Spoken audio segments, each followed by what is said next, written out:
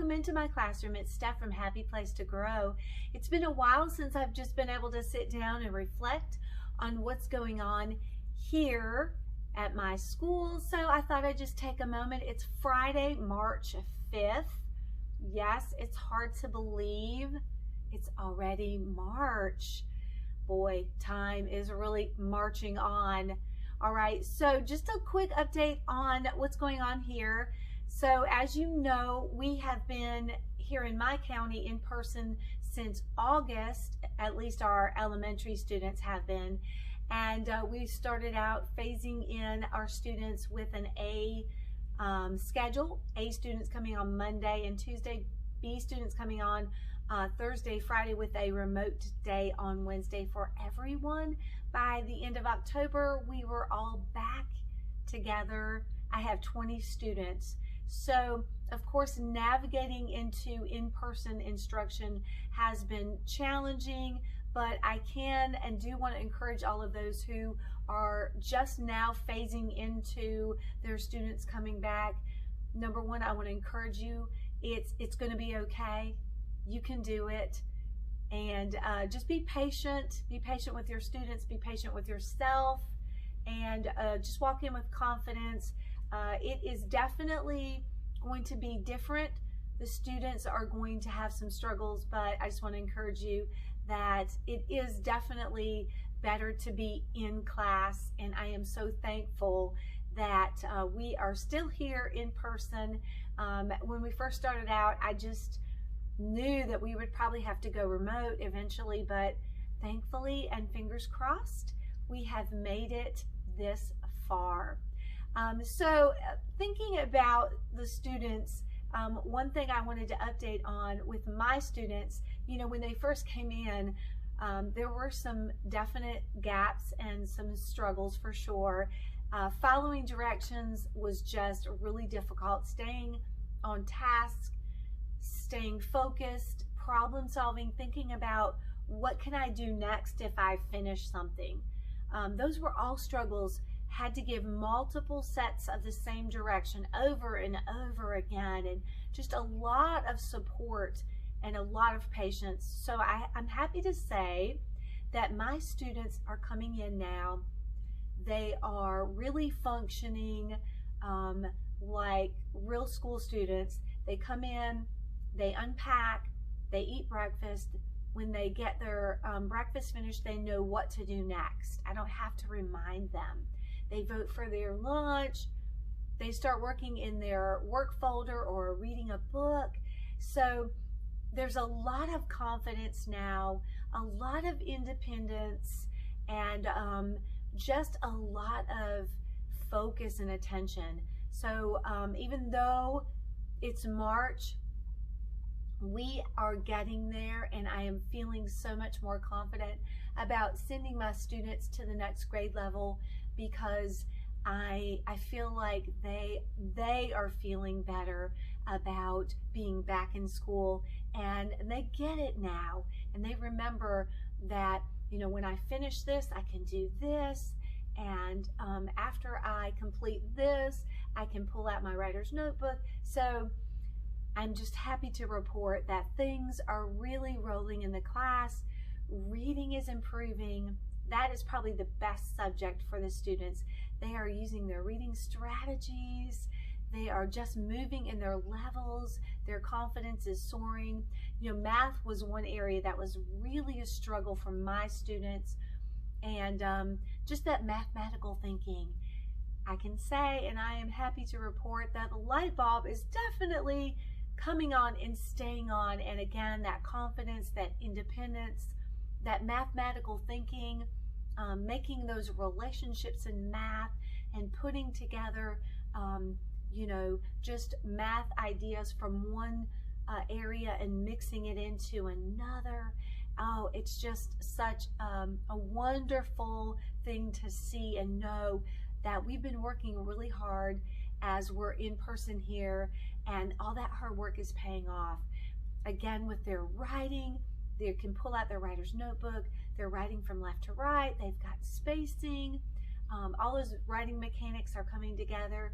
They are staying on their topics, and they enjoy their school subjects. So all of those academics are coming together, and I'm just so encouraged. So again, if you have not started your journey into in-person learning, just be encouraged. It will come together, and the students will make their way back into school life and function as school students. It may take a little while, but just be patient. You may have to go in the bathroom and take a few deep breaths at times.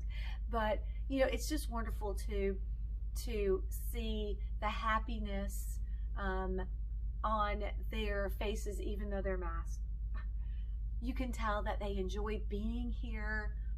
They enjoy being with their friends and their peers and playing on the playground. So I am just so thankful we have made it this far. And speaking of the month of March, which is what we're rolling on into, we are starting to cover our March topics. That being said, I do want to say one struggle that has continued to plague me is the fact that since we have one remote day a week, you know, that time adds up to a loss of time in person. So one thing I have found that's been a struggle is getting through my curriculum, especially social studies, science, and health. And I am really compartmentalized, so I just block things off. So if it's in the month of February, I have certain things I do, like the first week, the second week, you know, and if I don't get to those topics, it just really stresses me out. And I'm always trying to manipulate things so I can get all of my topics in. But this year I'm having to learn to be very flexible. And even I'm having to push topics either out or really abbreviate, which is hard for me. I like to be very thorough, or even it's okay to move it into the next month, which is, you know, what I've had to do. In the month of February, I did not get to dental health. Time ran out. I wasn't able to really cover President's Day. I did cover the topic of Abraham Lincoln. Didn't get to George Washington. Didn't really cover, as I said, President's Day. So those things I had to kind of shift around. In January, I like to cover the topic of health and wellness and germs, and didn't get to do that. However, I made a shift to the month of February for that, and then we've had some weird weather here in North Carolina. We had some storms, we had some ice, freezing rain events, so we lost a few days, we lost some time, but I didn't want to skip the topic of germs. So this week, instead of doing all things Read Across America and Dr. Seuss, I've been talking about germs, which the students have really been interested in, especially since, you know, we're dealing with this pandemic. They're really connecting the dots with, you know, the spread of viruses and some safety measures. So, you know, in years past when I've talked about, you know, cover that cough or cough in your elbow, or, you know, make sure you wash your hands, you know, they listened, but they've really made the connection with that these things make sense because they're living through this pandemic and they're seeing people around them maybe get sick, maybe they've gotten sick. So I'm glad I covered the topic. We talked about all things germs, we talked about how they travel, and we talked about how your body fights them off and things you can do to keep yourself well. So we just finished that up today. That being said, next week I've got to catch up on my March topics. So Monday I'm going to be talking about weather, because in addition to Dr. Seuss, St. Patrick's Day activities, we have to talk about severe weather awareness, because I believe that's next week. So, and we usually have a scheduled tornado drill. So I like to cover weather with my students. And of course, March is the windy month. So I'm going to squeeze in a couple days of weather information. I'm going to be reading this science vocabulary reader about tornadoes. I'm not sure when and if we're going to be doing our tornado drill. I thought about this, just the very act of how you have to huddle and we're all breathing.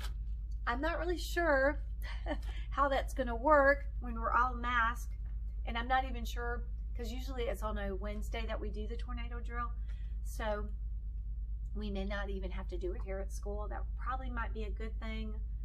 I'm not good and a good thing, but anyhow, I'm still going to talk about tornadoes, and we can discuss how they can practice safety at home here and at school also. So that I will talk about. I like to read this book, Gilberto and the Wind. This is a really great book to read to students about, it's very descriptive about how wind moves things, how it's quiet, but you feel it, but you can't see it. So beautiful, beautiful story, Gilberto and the Wind. I like to read that. And then I like to read this book, In Like a Lion and Out Like a Lamb, because I talk to my students about that old saying, March comes in like a lion and out and goes out like a lamb. And we always do a little Venn diagram activity. Every day we chart the weather and we color a lamb or a lion. And we also talk about days that can have both that weather in the same day. So I like to cover the weather just a smidge. And if I have time before the end of the month, I will also do a few more activities with wind and with moving air. Now, on to Dr. Seuss. Of course, I've got some of my characters. I love these little characters at the Kohl's, I almost said Target. They usually have these little characters and then the Dr. Seuss books, and you can pick these up for a really great price at Kohl's. I haven't been to Kohl's this year, so I don't know if they've got the characters out. These are characters I've gotten in years past. And of course, I have a large collection of Seuss books. Some are very old and some are newer. I love Dr. Seuss books because they, of course, have lots of rhyming words. They're funny.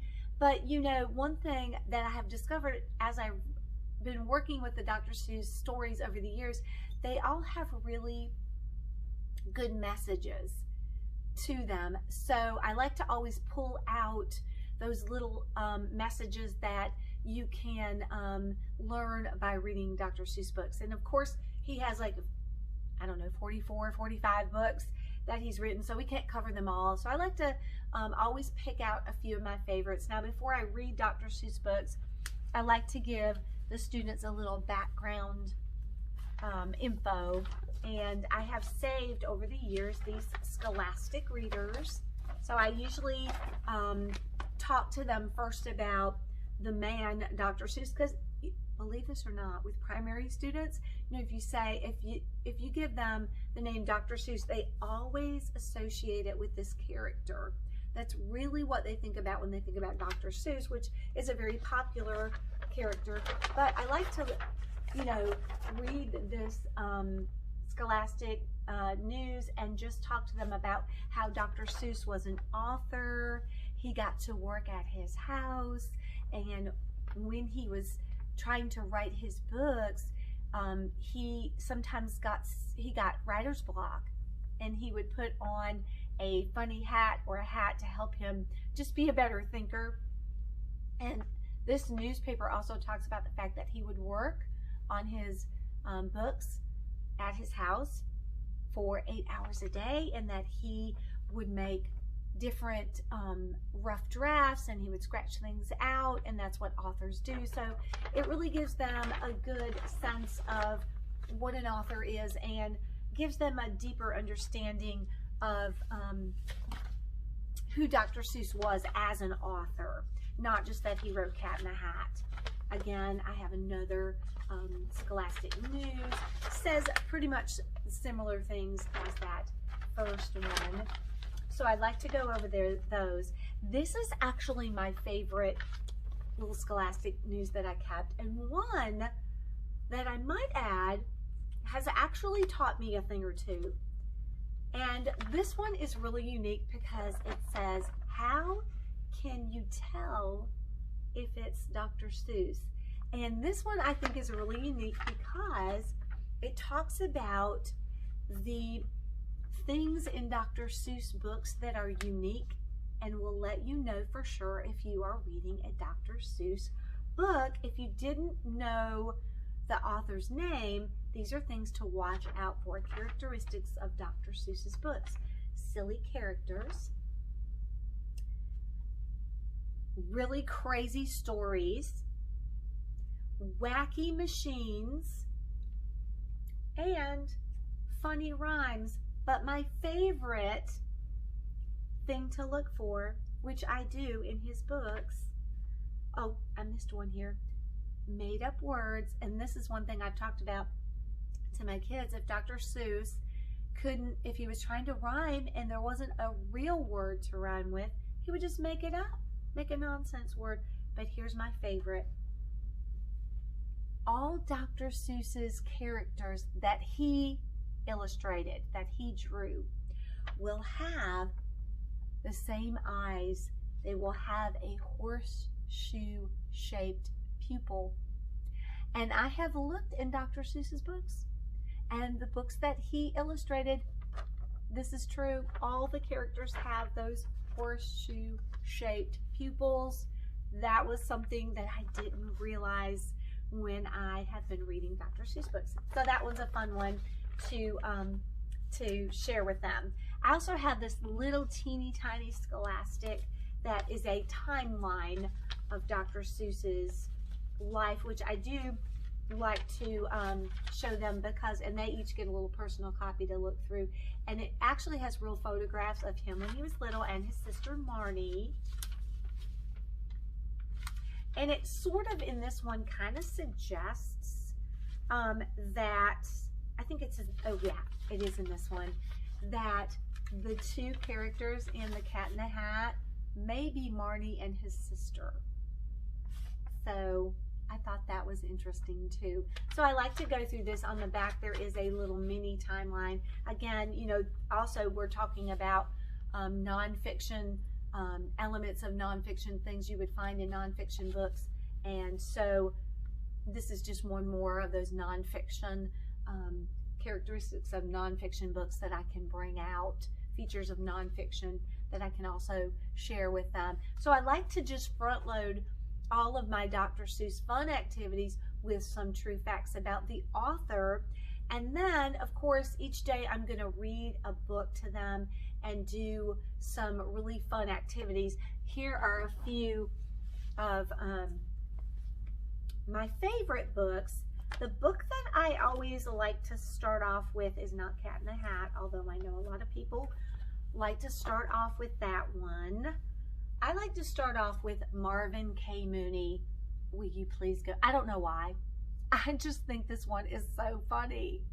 And it's easy to read. And it might be one that they're not that familiar with. They've not heard it as much. So I like to talk about this one and read this one.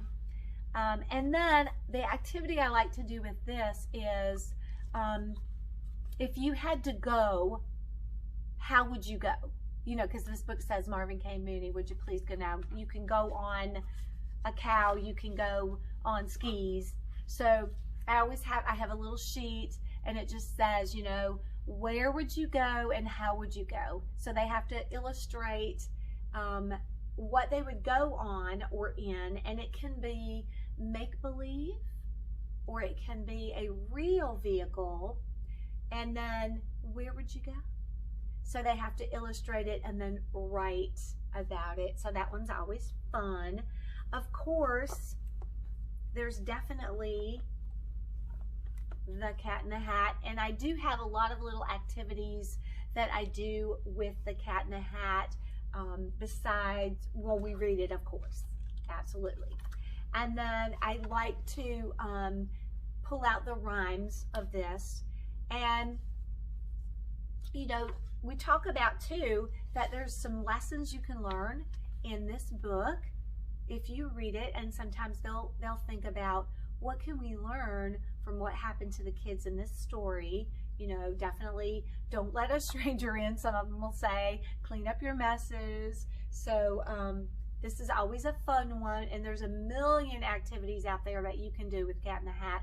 I have some activities that I do, and the one that I like to do is I have a cat in the center of a sheet, and it says the cat can, things he can do, how he looks, what he can do, and what he has, and it's like 3 different sections. Hey, hang on, let me go.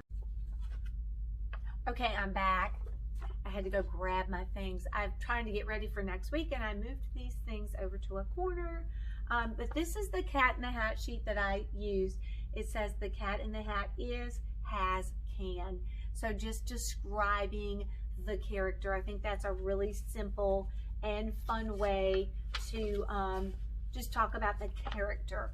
Another Cat in the Hat activity I like to do is a color code, and it just tells the students what numbers to color and what color those numbers should be, and the colors will end up making a picture of the cat in the hat. And I'm not sure, I don't have one colored in from last year, but that will be the Cat in the Hat. I also like to do a directed draw, and so he will end up looking like this, and there's steps. So let me see if I can grab another step. He will look like this at the end of the drawing, and then we fill in the colors, and so you just do it step by step. So step 1, and I do this with them. I love these little drawings that you can do together as a group, and you direct them step by step. That's 2, and then there's 3. I think there's like 5 steps all together, and then step 4, and then finally 5, and then they add that color. And those are really fun and easy, because it is, you know, drawing for young learners is difficult. So that one's always a fun activity to do together. I do have a few math games that I normally do with my students, 2 with the Cat in the Hat. So I'll be including some math. Here's that little Marvin K. Mooney, will you please go now sheet that I will be working with them on. Of course, I have lots of activities in books, but time will definitely determine how much I'm able to get in. I do like to do a Cat in the Hat snack. I call them my thing 1 and thing 2 cupcakes. I'll get a cupcake, plain cupcake. I'll let them frost some white frosting, and then just pinch a little bit of blue cotton candy and put it on top. And we call those our thing 1 and thing 2 cupcakes. And this year I'm going to do little mini cupcakes, just bite size. I have a parent that works at a local grocery store, and they work in the bakery. So she said, I'll hook you up anytime with baked items. So I'm going to contact her. I have some leftover frosting from our snowflake activity, so we're going to use that. All I have to do is pick up some blue cotton candy. I know they're going to love it. I will try to include some pictures of the activities if I get a chance. So definitely those are the most popular, and then you can't leave out green eggs and ham. I do have a snack for this one too. It is where you take a whole marshmallow, you cut it in half. It's sticky when you cut it in half.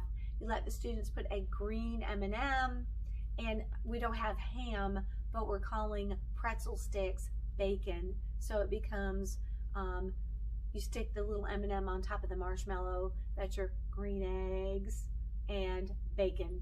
So that's another little fun, quick, you know, when I do all of these holidays and special days, I've got to have food activities for sure.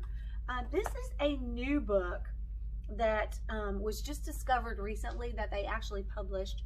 What Pet Should I Get? So I picked that up last year, and I was able to find a lot of activities to go with this book. I have not yet been able to use them because last year time did run out too before I got to this book and this activity, all of the activities. So I'm planning on trying to squeeze that in.